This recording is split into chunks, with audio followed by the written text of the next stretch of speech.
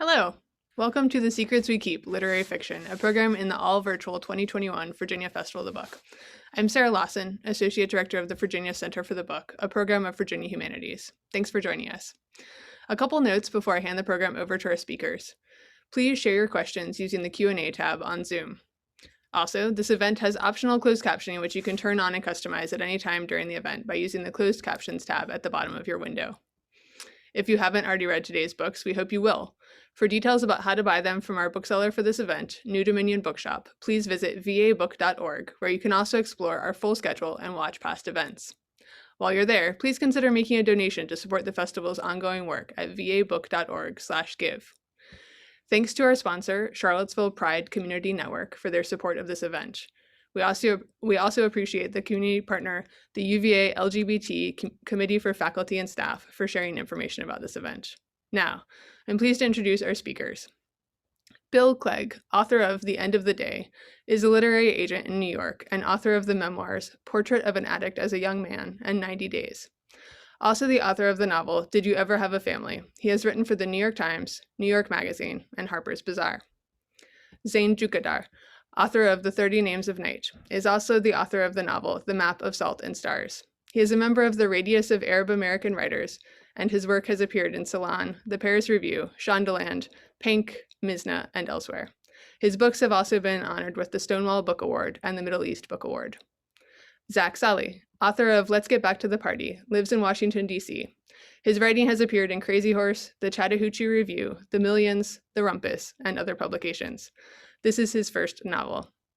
And our moderator, Adam Nemett, is the author of the debut novel We Can Save Us All, and serves as creative lead and author for History Factory, where he's written award-winning nonfiction history books. He lives in Charlottesville, Virginia. Thank you all for joining us today. Adam, take it away. Thanks so much for joining, and thank you, Sarah. Thank you, Jane. Thanks to the Virginia Festival of the Book, one of my favorite book festivals, and it's after a year of this, we're all familiar with the virtual format, but for those of us kind of hitting Zoom fatigue because of work or other necessities, it's really important to make space for art and culture and literature and for these kinds of gatherings, virtual or otherwise. So thank you all online for joining us. And here's hoping that we're really close to opening back up and gathering in person for literary events in the near future. We've got three really wonderful books here from Bill, Zeyn, and Zak, and I'm really honored to have gotten invited to moderate this panel. I'm not going to talk very much here. I want to hear from the authors. I'm sure you all do too. And so with no further ado, we thought we'd do a brief intro of each book or characters. And you know, the title here is The Secrets We Keep.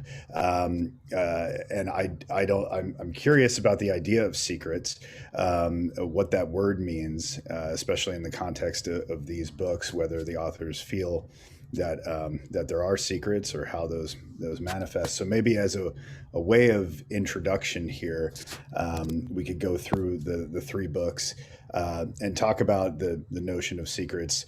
I'm reminded of a craft talk that I heard once that talks about how in developing characters, you think about the three P's: their professional life, their personal life, and their private life. So my thought, we discussed this before, is to have each author, rather than just give a cover blurb, describe one of their characters and sort of the container of their book in the context of those three P's: professional, what they do for a living or for passion; personal, how they interact with other people; and then private, what they keep to themselves. So with that in mind, and maybe we'll just go down the alphabetical order here. Bill Clegg. And I have The End of the Day right here. Bill, can you introduce us to your novel? I'll do my best. I was saying earlier, the book came out in September, and I had written it a fair bit before that. And something about COVID has destroyed my brain. So To the best of my ability, I will resuscitate what I know about the characters. So The End of the Day is a novel set in a small town in Connecticut, very similar to the one that I grew up in, which is in Litchfield County. And there's a kind of a working middle class in the town, as well as, because it's about 2 hours from New York, a wealthy weekend population and summer population. And having grown up in a town that had that exact makeup, as one of the townies, and this is before sort of social media and all that stuff, I was really obsessed with the New Yorkers who would like sort of wing in on a Friday night and then like head back on Sunday night. So the book is about, at the center of it are 3 women who you meet in their late 60s, and then it panels back quickly to their coming of age, and each one sort of represents a different, very different socioeconomic background and family life. So the character I would do the 3 Ps for is a character named Jackie, who grew up in her father was a postal worker in the small town. And she comes from a family that's been in that town for many generations. She's the secretary, so her professional is, she's the secretary of the elementary school for the principal, and has 2 kids. When you meet her in the beginning of the book, she lives alone. Both her kids are grown. Her husband had died years ago, so she's a widow. And at first glance, she's, a respectable, retired secretary from the elementary school who lives a pretty calm life. And so I guess the secret, like, that she may sort of have, I think is just probably the secret that most people have, is just sort of like the truth about their families. Like on the surface of their family, nothing dramatic ever happened in the story, except for maybe her husband dying in a car accident when he was 50. So that was the sort of the big dramatic event. But within that marriage, there was a great rupture very early on. And after their first child had been born, and she was secretly pregnant with their second, and her husband abandons her one evening at a 4th of July picnic, very mysteriously, and she has a big reaction to it. She believes it leads to her miscarriage, and for months she throws her husband out and doesn't speak to him. And it takes years for that rupture to heal, and that sort of shapes their family. And that incident that night, the truth of what sort of went on, the reason why he had abandoned her, is part of what gets unpacked over the course of the book between these 3 women. All 3 are involved in it, and so that's I don't know if I did all 3 Ps, but that's who I would sort of put forward as having one surface and behind it another truth. Bill, do you want to read a section? Sure. So this is actually the introduction of that character, Jackie. And here we go. A vinyl shade slaps the window near the foot of her bed. From the basement, a slow ticking, the bang and shudder of the propane furnace. Outside, old tree limbs creak and pop above the single-story house. Robins and finches deliver the news of morning, but more loudly than usual, as if they are greeting sunlight for the very first time. Eyes closed, cheek pressed into the foam pillow she slept on for decades, Jackie curls onto her side toward the middle of the mattress. She rubs her feet together, circles the pillow with both arms, and burrows deeper into the familiar softness. The lingering fragrance of dryer sheets tugs her gently back across the gap between awake and sleep. where ghost sounds of crowded mornings fill her ears. Cabinet doors slamming shut, young voices tangling from the kitchen, a chair squeaking along the linoleum floor. An old, low flame of duty flickers to life. Lunches to pack, report cards to sign, laundry to graduate from the washing machine to the dryer, hamburger meat to move from the freezer to the refrigerator to thaw, a blouse to iron for work. A rapid fire volley of shouts. Give it back, leave me alone, I'm telling mom. A crow's mad caw fouls the air. Nah, nah, the shrill holler repeating. Jackie refuses to open her eyes, though the half dream of facing a day busy with errands and work and children has gone. Nah, nah, the almost words feel like rocks thrown at her. She winces and pulls the bedding around her shoulders. The crow continues, its call bossier, more human. Now, it insists, now, now. When it finally stops, Jackie listens for the noise of her squabbling children, both of whom have long since grown up and moved out. She tries to will the old feeling of too many demands on her time to return, but she only becomes more awake and aware of the morning as it actually is. The slapping shade, the tick and moan of the furnace, the straining hum of the refrigerator in the empty kitchen, and on the other side of her bedroom door, what is always there, lifeless rooms and a day that does not need her. So that's Jackie. Wonderful. Thank you, Bill. And I think it'll be a nice segue here, some of the bird calls that you all just heard. So sorry for that.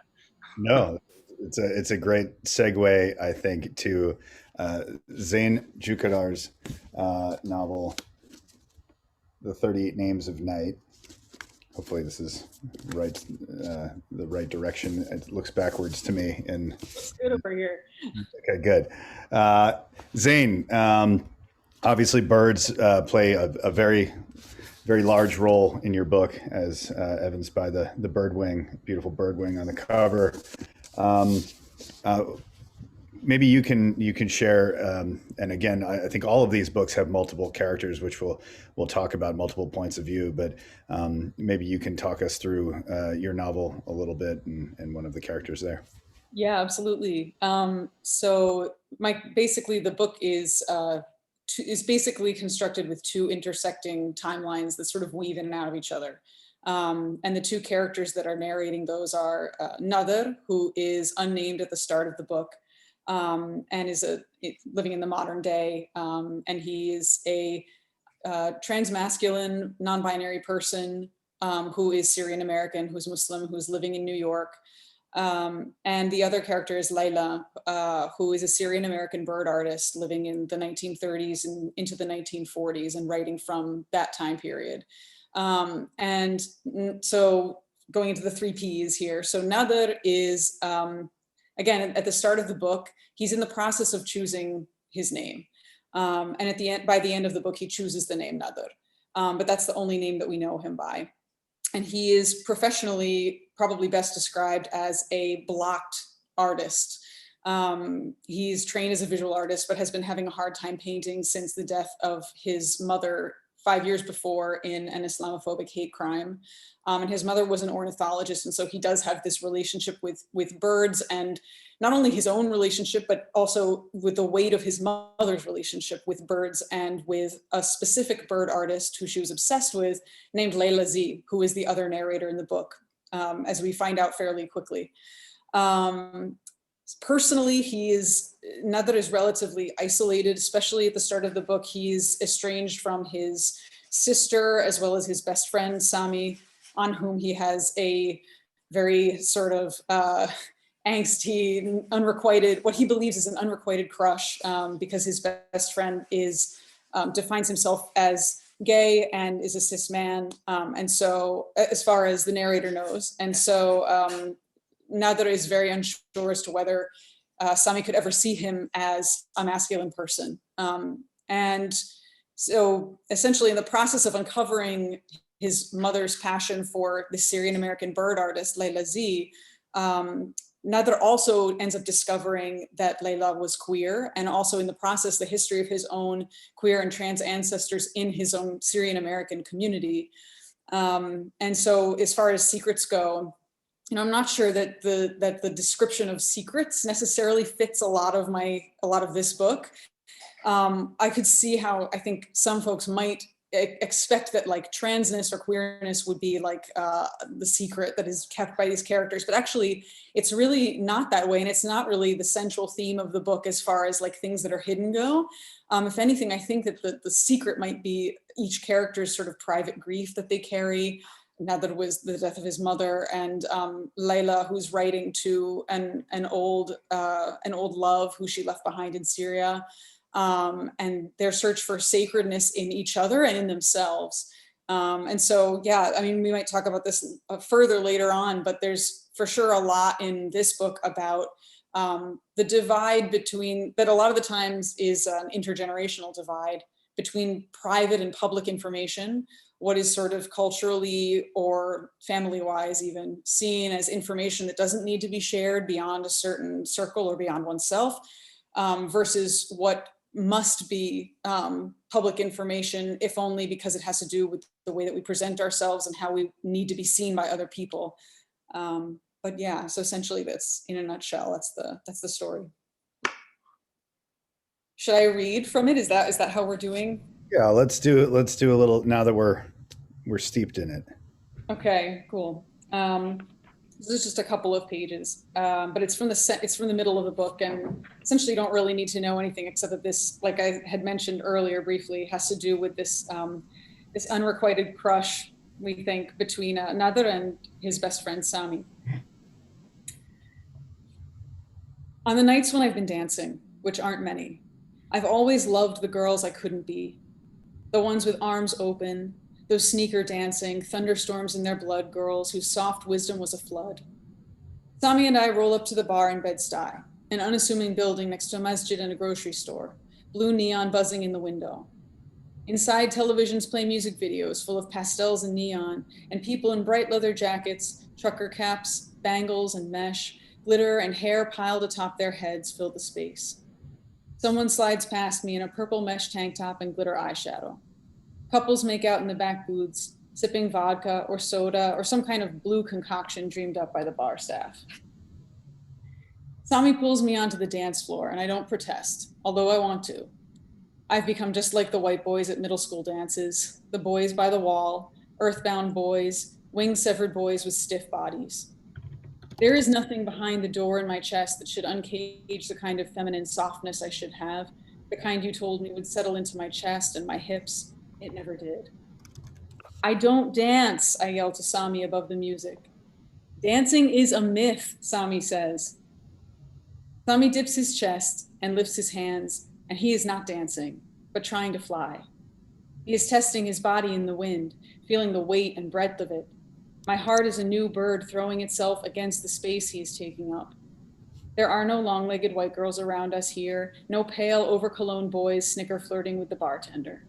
Instead, all around us, there are brown and black bodies marked with glow paint and tattoos. There are micro minis and leather short shorts and calf-length dresses in pleated faux silk atop unshaven legs. There are bodies with breasts, with thighs, with scars, with canes. People wearing high heels and wearing high tops. Large bodies, small bodies, bodies that twirl and shake and fill the room. And no, this is not dancing, but a becoming of winged creatures. The DJ turns the music down and the room stills to listen. Even over the bass beat, the sound of the Isha Azan next door is loud enough to make itself heard. The DJ has lowered the music out of respect, so that the call to prayer becomes part of the music. The room continues to dance as though this is simply another rhythm to move one's body to. Once a friend of yours from Marrakesh played us a recording of the Azan from the streets of the old Medina. She said it reminded her that no matter what she was worrying about, life was fleeting, and one day none of the fears that plagued her would matter at all. I always liked that about the Azan, that a sound could both remind me that I was going to die and comfort me with the reminder that I was still alive. That it could remind me of the ways my ancestors touched their foreheads to the earth.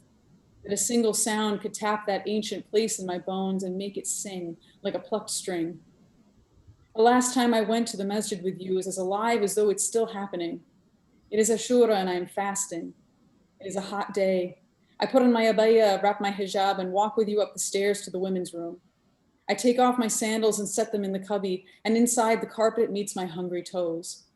The women burst into the room like eagles, faces bright, their abayats emerald and night black and ivory and pomegranate. Half the women who greet me look like Teta, like the woman I am supposed to one day become. Assalamu alaikum, we say to each other as women arrange themselves in rows for prayer. Wa alaikum assalam. We recite and bow our heads and turn to our angels on either side. And then the day is gone, and we break our fast behind closed doors where teenage girls whip off their hijabs and laugh, sequester themselves from their mothers, tell dirty jokes, oil their fingers with turmeric chicken. Bismillah, we say, and we eat until we are full. In those days, as out of place as I felt in the world, I would have dared anyone to tell me that we were anything less than our own feast. I haven't prayed since the day they slid you into the earth. Your grave faces a copse of pines that separates the cemetery from the homes of rich families who don't want to see the dead and the grieving. We buried not a person but a continent that day. We're made from clay after all, aren't we? And underground springs and threads of copper run in our veins. When this country asks me where I'm from, they aren't asking for the city on my birth certificate, but whose earth is in my blood. Then the azan is over and I am swimming in the music. I paint the space around me with my body. I think of the last time I used my hands to make something beautiful. As long as my body was not for myself, I stopped allowing myself the luxury of wanting. But here, in this space that smells of sweat and sage and cigarette smoke, anything seems possible, even desire.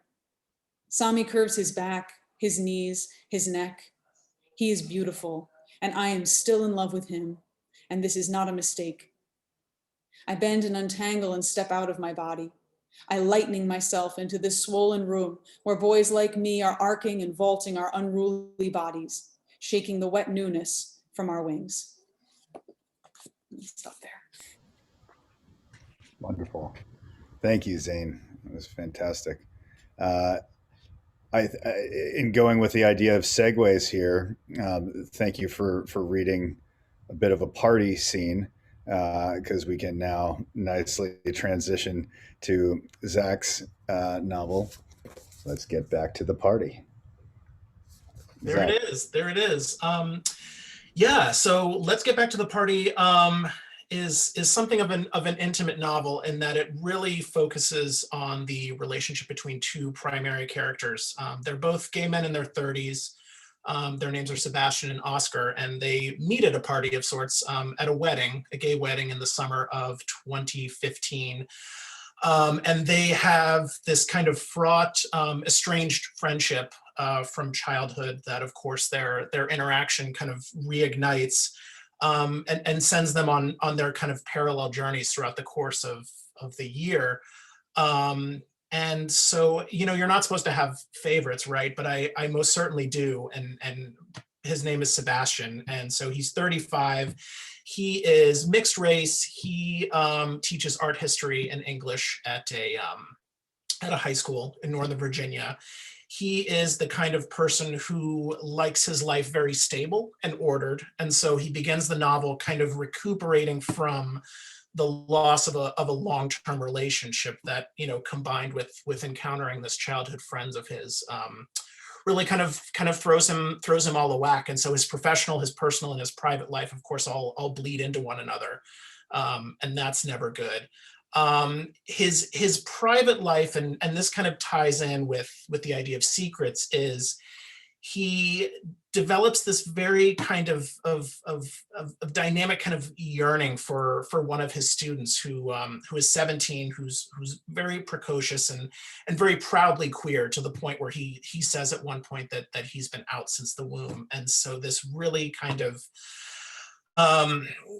just causes this kind of surge of kind of existential distress and emotion in Sebastian about his relationship to himself, and his past and his relationship with his community. I mean, so much of this novel, to me, is looking beyond coming out and kind of exploring what the coming into process is for some gay men, in terms of finding your place in a community with a history, with a past, with a future, with people who maybe think very differently about what it means to be gay. And so given that, I'm going to read a small passage from the book. And so there are various moments in the novel, in the narrative that's told from Sebastian's perspective, where he is encountering a work of art, and you know, given this blending between his professional and his personal life, it sparks a very vivid memory. And so I will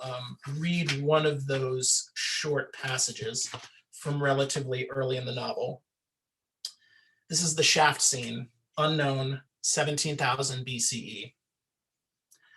I'm 10 years old in my father's basement with Oscar. I'm sitting in an old wingback chair, flipping through an enormous book on the history of Western art, trying to stay busy while waiting for my turn on my Game Boy.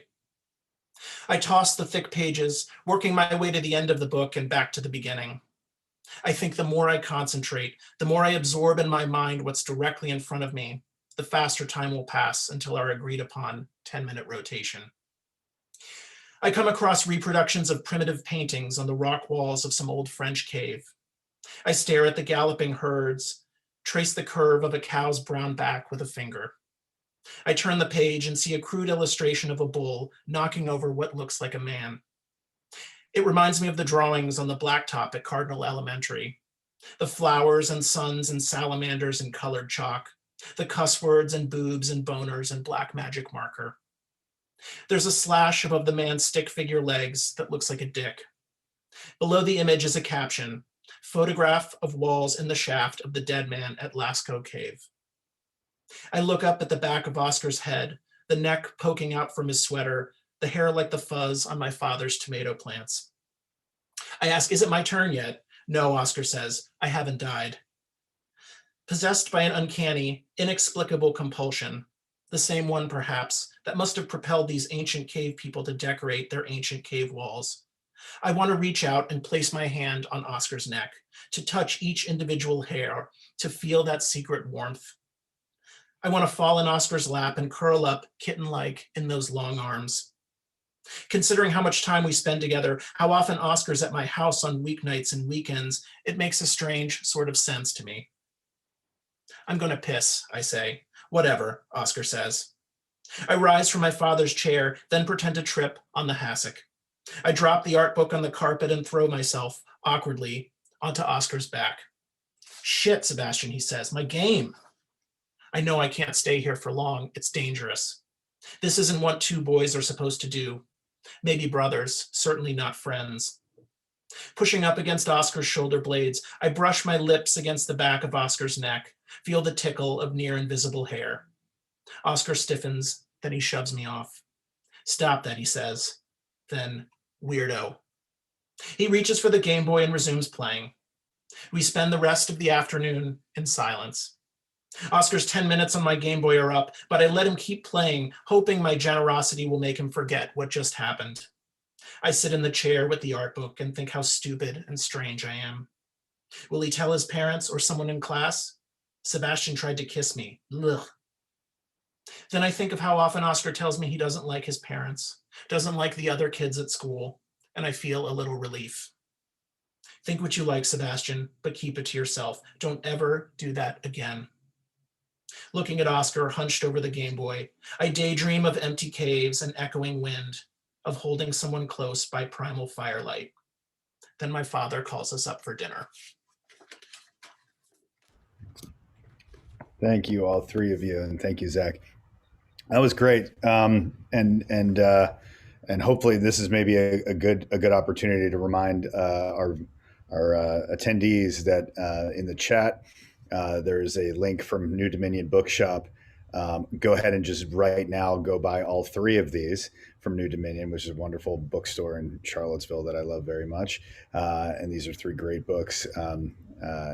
This is as good a time as any to start making some wise purchases. But let's shift now to some questions. I had a few questions, and I'll ask those, and hopefully they're broad enough that everyone can kind of approach it in their own way. And then we'd love to open it up to any questions from from the virtual audience. So please feel free to ask any questions in the chat, and we'll compile them and get to them as we get into the Q&A later. But maybe just to kick it off here, we just heard from all three of our authors, a glimpse into one of your sort of main characters. Each of these books jumps into multiple characters' perspectives with chapter titles, from that particular point of view. Why, process-wise, or maybe just to start, why was it important for each of you to tell this story from multiple perspectives, multiple characters? And then process-wise, I'm curious how you did it. Did you go through one narrative arc and then kind of go back and fill in another character? Were you writing multiple arcs and multiple characters simultaneously? And maybe we'll go in reverse order this time. Zach, just curious.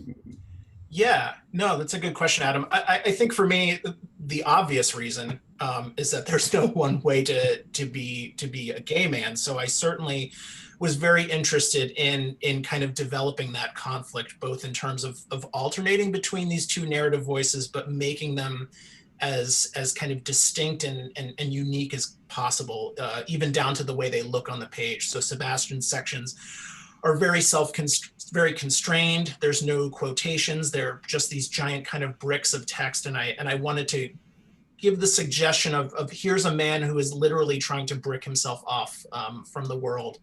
Oscar's, on the other hand, are very just kind of spiky and superficial, particularly because he's the kind of character who could really care less about the past.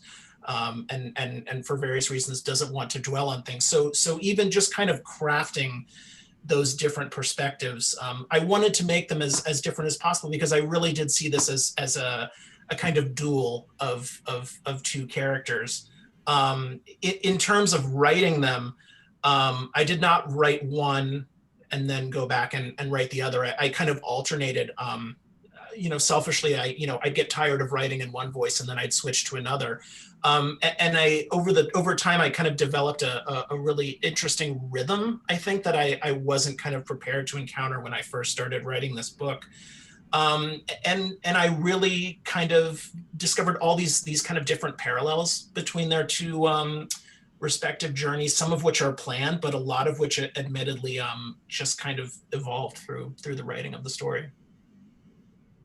One of your characters, an elder statesman kind of character, Sean, refers to your two main characters, Oscar and Sebastian, in a couple of instances as the sad queen and the angry queen.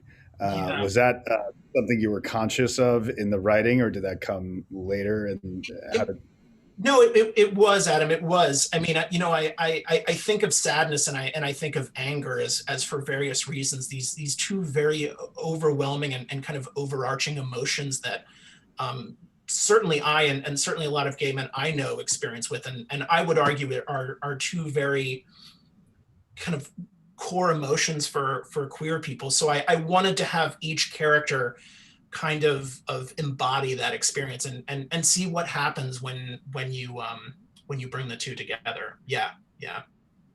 Thanks. Zeyn, talk us through your multiple characters, which exist in two characters, but also two very different periods of history. Yeah, I mean, so basically the structure I chose was one in which one character finds the writings of another character. So there's an epistolary aspect also to the book. And at the same time, both characters are writing to a you. So Nader is writing to his mother who's passed away. Layla is writing to B, who we later discover was her, if not her lover, someone that she loved, a woman that she loved. And I think I chose the dual point of view structure just because I knew that the main theme that I was trying to get across in this book was how important it is to understand and appreciate one's collective history and also one's personal past, in terms of one's family and ancestors, in order to actually be able to imagine a future for ourselves. And I think especially for trans people, and especially for trans people of color, it's really important for us to be able to push back against what are ultimately like very transphobic and oftentimes also very racist narratives of trans people as like something new or anachronistic in some way. But it's not only that, it's also that it limits our imagination of what's possible. And it doesn't allow us to learn from the past and to build on the past. And so I couldn't really talk about those themes without having both of those characters. Not that Layla is not trans, but she is queer. And so I think it was important for me to show on the page these two characters, sort of their lives compared and contrasted in some way, that they both had similar struggles, but also that there were intergenerational differences, and that another really needs to understand that he's not in any way the first of anything, you know? Oh, and I forgot the process of writing it was more, I mean, I suppose I kind of wove in and out of it as I was writing. I mean, I think that I have a hard time, or would have a hard time, trying to sort of separate out like writing everything of a piece. And then I think it would be simpler to do that maybe, but it's never worked for me. So I just sort of tried to make the breaks happen when there's a moment that's emotionally or thematically salient in a similar way for both characters. And so that kind of guided me on where to put the breaks between the chapters. Wonderful. Thank you. Bill, how about you? In yours, there was maybe 7 main characters that we go back and forth. Maybe might be off by 1 or 2. I have no idea. It's and there would be more if I was given half a chance and didn't have an editor or readers. Yeah, I don't know. You know, I wrote 2 memoirs before I wrote fiction, and that, you know, was in the first person. And I think by the time I arrived on the shore of writing a novel, I was sort of sick of just the sustained first person, and also you know, I keep on going back to the town that I grew up in a way that's conflated with other places, but like at the core of it is like this place that I'm from that in some ways I never got over. You know, I think in part because I wasn't like sort of myself there. I was closeted to the extent that I even understood that I was gay. I knew that there was something, you know, sort of different, and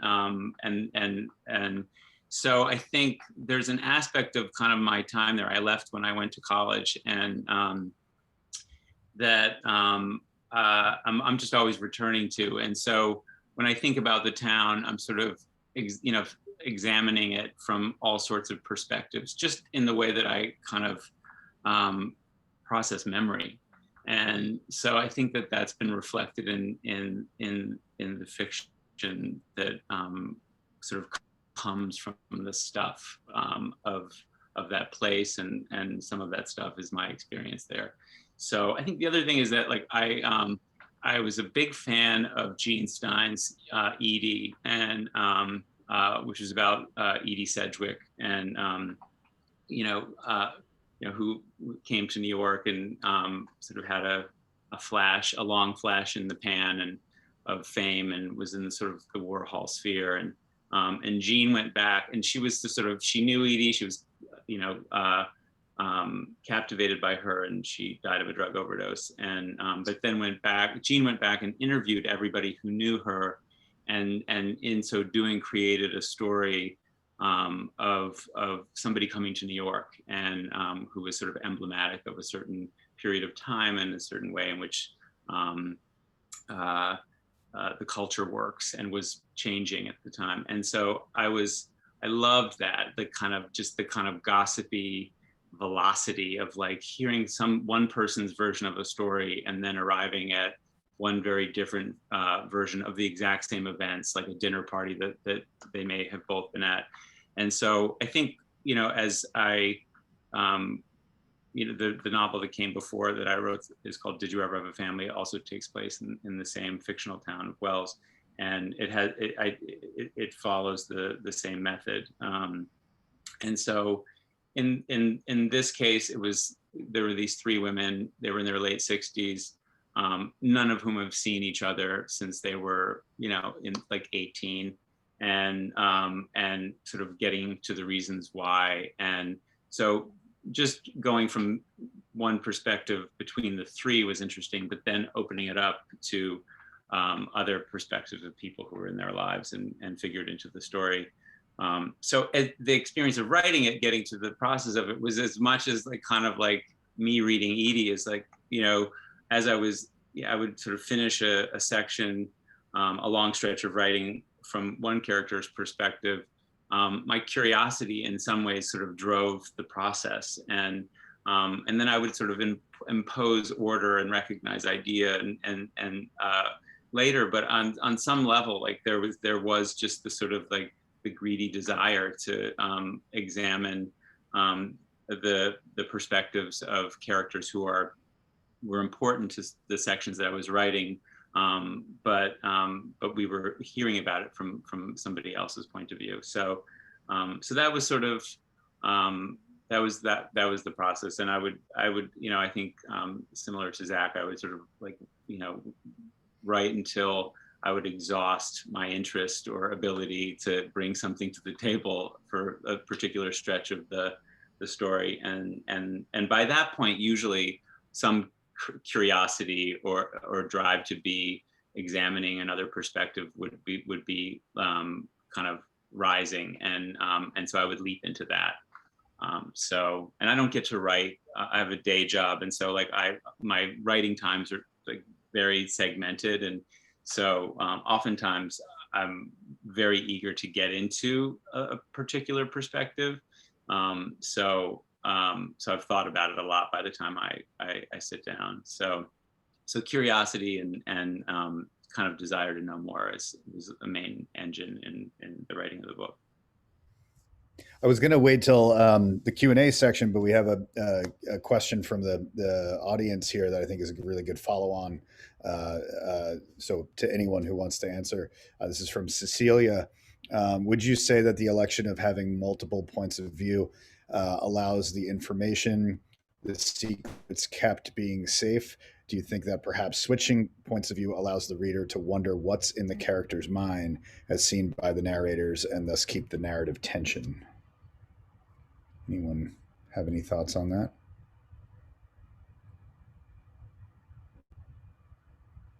Yeah, I think, I'll just, without a doubt, there are sort of useful storytelling benefits to jumping from one perspective to another. And you're able to, get to a certain moment in a scene, or, and then kind of jump away and avoid revealing something if that's what you want to do. And so I think the further you get away from a character, sometimes like the more prominent the desire to sort of know something about what that character was thinking, or and so yeah, I think just that. I remember reading Edie when I was in like high school, and just that kind of acceleration of understanding something, circling a truth, and seeing like that was the experience that I was like hoping to replicate in the novel, is kind of going around and around and examining something from a variety of perspectives, moving along a timeline as you do, getting to a place of some kind of revelation, but a deeper truth than just one character naming something. Yeah. Oh, go ahead. Oh no, please. No, go for it. Oh, I was just going to say to me, the idea of having multiple narrators, it allows for a very interesting way for both the writer and the reader to kind of experience the passing of time. I mean, I think about a lot of the novels that I enjoy reading, and as you move kind of from section to section or chapter to chapter, you spend like the first maybe page or two kind of reacclimating yourself to where you are, okay, and what's going on and what's changed. And I mean, I just, for the simple reason that I enjoy books that kind of treat time and narrative that way, I tried to incorporate it in this book. And I think given the very visceral secrets that are involved toward the back half of the novel, it certainly helped kind of protect those, both from the reader and from the character who didn't necessarily need to hear it at the time. I was just going to say that I agree with, I mean, I think that both of what you both said is very true. And I also think that one thing that's different maybe about doing multiple points of view where you're in very different time periods, because you're not sort of, you're not able to really reveal, like, for example, multiple perspectives about the same event or about the same sort of, potentially even the things that the characters know are not necessarily the same. It's not the same set of information that they're both working with. So one thing that I find really interesting and fun to do as a writer is instead of doing those other techniques that you both described, which are also very fun, what I love to do is I love to have, if I have two people in very different time periods, I like to put things in for the reader where you can, in the same way that you would charge a sort of, let's say, event or symbol or object or reference point to create circularity later in the narrative, across one narrative and one character or one time period. You can do the same thing across multiple time periods where, like, the thing that you're sort of emotionally charging is actually taking emotional energy from both timelines. And so you get to show sort of different layers of the same theme or even just same sort of situation, where you can say, like, oh, wow, this person is experiencing a very similar situation in a completely different context, or this person is talking about, let's say, an aspect of family that is, you can see the similarities, but they're talking about it in a completely different way. And so it fleshes out a similar concept, but in totally different contexts. And I think that is a similar thing to, I think as Bill said very well, that you're sort of circling around a truth. I think that's what you said, which I really love. You're doing the same thing, but you're doing it from such disparate points of view that the reader doesn't necessarily know what's happening until it's sort of like, until you've already grabbed them with it. And they're like, oh, now I understand that you're talking about the same thing, but from like a million miles apart. And I kind of like to sneak up on the reader like that. That's great. You each kind of touched on another aspect of this, which is time and history, and in some cases future, without being. And thank you, Cecilia, for your question. If there are more, bring them on. So without being like reductive here, I see the concept of time and history playing a pretty major role in all three of these novels, whether it's personal history or like broader cultural or identity history, or even the history of a city or a town or a house, in the case of Bill's book. How do you view that notion of the past? How does it help or haunt or kind of transform your characters? And how did you approach that? Let's start with Zeyn. I think we've. Let's start from the middle. So, I mean, I think I sort of hinted at this earlier, but a lot of the book is really about intergenerational differences. That was a big thing that I wanted to delve into, and not necessarily only in the sense of gender, but also in the sense of race and assimilation. One of the things that I really wanted to talk about, and I think the book does delve into this quite a bit, is the sense that, not only that trans people are not new, but the sense that whiteness doesn't have a monopoly on transness or androgyny or queerness. And also that, like, we inhabit all of our identities all the time, and they coexist in our bodies all the time.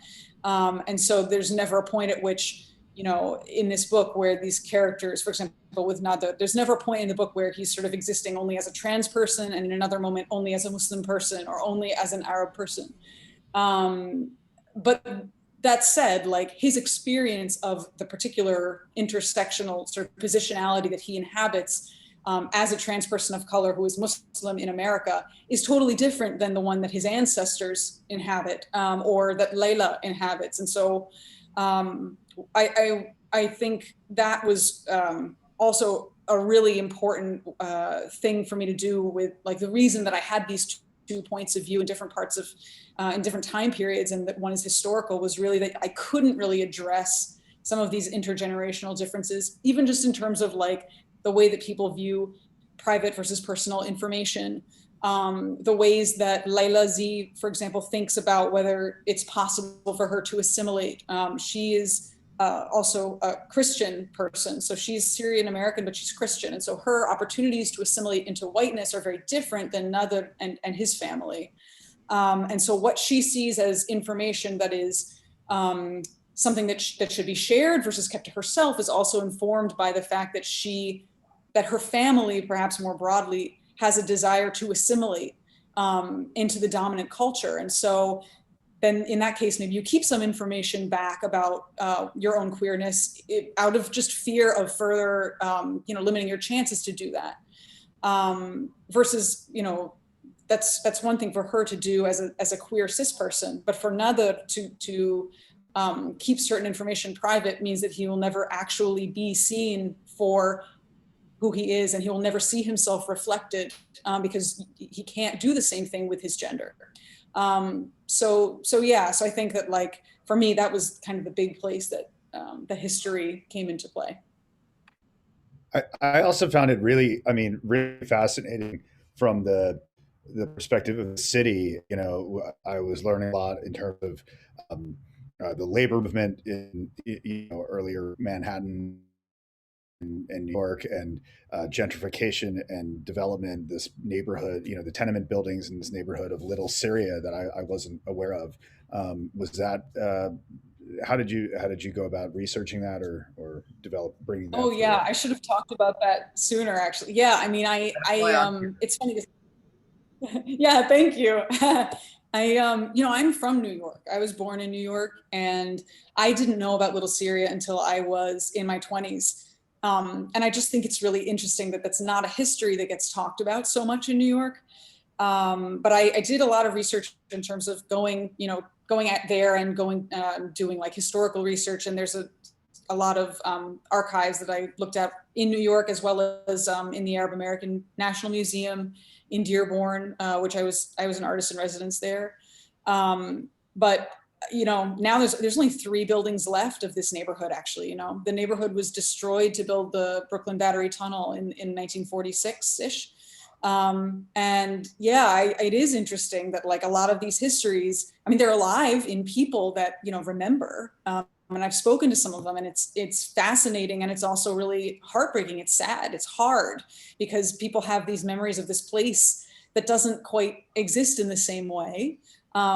But that doesn't mean it's not still, that its legacy is not still present, So, and in terms of, like you were mentioning, labor movements and how things were before gentrification. I mean, I think these are all things that I was hoping to sort of go into in the book as things that do get carried along by the stories that we tell each other, and by being in touch with our elders and our ancestors so that we don't forget. Wonderful. Zach, how about for you? How did history or personal or cultural history play a role? Yeah, so a great deal. I mean, I, as someone who's especially interested in kind of the individual's relationship to kind of larger movements of history. I mean, so there are 2 things. The novel is deliberately set in this year between the marriage equality ruling and the Pulse nightclub shooting, because for me, I mean, these are kind of major important moments in the queer community. One a moment of a very public celebration, and one a moment of very public trauma. And they're the first moments in kind of history that I could experience and relate to and understand as someone who was a gay man, right? So I was born in 1982. I did not come out to myself, let alone to other people, until 2005. So my relationship with kind of the history of my community has been something just that kind of preoccupies me. I mean, you know, what is my relationship to the generation that suffered the brunt of the AIDS plague? I mean, I had no friends who died. I wasn't aware of myself as a gay man during that time. So kind of what are my connections to that past? And then on the other end, you know, being a member of this kind of in-between generation, you know, you have these children who are growing up now in many parts of the country, where their pasts, right, their childhood is so markedly different from my own. I mean, benefiting from, you know, LGBTQ groups in schools and taking same-sex dates to prom. And I don't want to paint kind of a rosy picture, but it is certainly markedly different than my own experience in high school. And so I've always kind of felt suspended between two kind of very, very different histories. And so that really kind of bleeds into a lot of the tension between Oscar and Sebastian. You know, I wonder sometimes, and I thought while writing this, like, I'm not sure that their differences are the result of having different opinions of what it means to be gay. I think at the core, what separates them so much is that they have different ideas about what the past should mean to them, right? You have Sebastian, who is someone who is so overwhelmed by the past that he cannot get outside of his own head. And then you have his contemporary, Oscar, who couldn't be bothered to remember the past. And so that kind of drama between the relationship between, you know, a personal past and then also a very kind of public communal past, I think really kind of charged so much of the writing of this book. Great. And Bill, how about for you? And I just to keep an eye on the time. If anyone has any questions, feel free to drop them in the Q&A. Otherwise, we'll carry it through. But go ahead, Bill. I liked what Zeyn said about how all the aspects, like, of, you know, of who we are at once. Like we're all these things sort of happening simultaneously. And I think the same way about the past in terms of you know, who we were and how we were is how we are. I mean, in the sense that we're constantly, or at least my experience of it is that we're in dialogue with those episodes of our lives, those moments. And also was interested in what Zeyn was saying in terms of Little Syria and only a few buildings remaining. And you know, I chose to write about this small town that I'm from. And the thing about that town is that it's, you know, it's a very small town. It has a small main street and a little green, and there are people who spend a lot of time and effort to keep it exactly as it was. It's exactly as it was in many ways since, you know, the late 18th century. You know, the houses that are there, you know, are the houses that were there. They have the exact same color. If you want to change a picket fence or a mailbox color, you need to have a friend on the zoning board and lawyers. I mean, it's that kind of place. And so to return to it is to return to exactly as it was. I mean, so, you know, there's a building on Main Street that was my best friend's family's. It was a fabric store, and I spent most of my you know, elementary school years and early high school years in and out of that place, you know, spying on people in the apartment next door, like all the things that kids do. And so I go back to that town. It's exactly as it was. There's literally nothing different about that building. And so New York City can be that way in some cases. It's like a, you know, sort of walking through a museum of your past. It's like, oh, there's that apartment building I used to live in. And so, you know, in terms of like the novel, you know, you're meeting these women in their late 60s, and so how they just walk from their bedroom to the kitchen involves, like, I mean, the passage that I read involves sort of engaging with a time when that house was filled with children, a time when like there were very many demands on this woman's life, and now there are almost no demands on her time. And so and I'm a little obsessed with that, just in terms of my own experience and kind of reconciling all the various sort of pieces of a life. And I think, being gay, there's there were huge swaths of my growing up where I performed, being a young straight man in the world, to the best of my ability, and piecing through like what was authentic, what wasn't, and what relationships were authentic and what weren't, and so I think like engaging with like various panels of time in a novel, at least for me, is a way of sort of replicating just lived experience, which is to necessarily be engaged in those periods of time and those former selves, and how it shapes us in the present. So that's kind of how that has worked for me, and I love reading it in other books too. Like so, it's something that really interests me. Well, thank you. I think we are getting to the end of our time here. Sadly, that went really quickly. We had another lovely question from Cecilia about sort of public and private. How especially the sort of blurred lines that we're all experiencing right now with interactions via Zoom and everyone seeing each other's private spaces and things like that. I think it's probably a little bit too large a question to get into at the end of our hour here. Although Sarah, feel free to correct me. But number one, thank you everyone who joined. Thank you to Bill and Zach and Zeyn for your books. Please check out all three of these books. Go buy them from the New Dominion link in the chat. Support our authors, our artists, our independent bookstores. It's really important right now. And it's just a pleasure to read all three of these books. I found all three of them to be very different and very universally powerful. And so thank you, all three of you, for writing them and for sharing them with the world during this crazy year.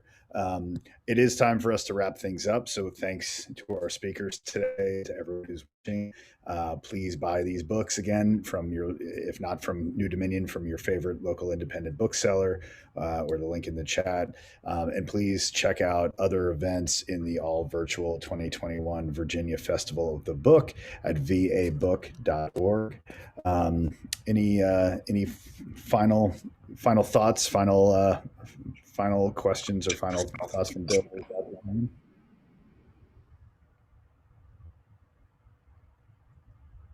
Awesome. Well, thank you again to everyone who joined.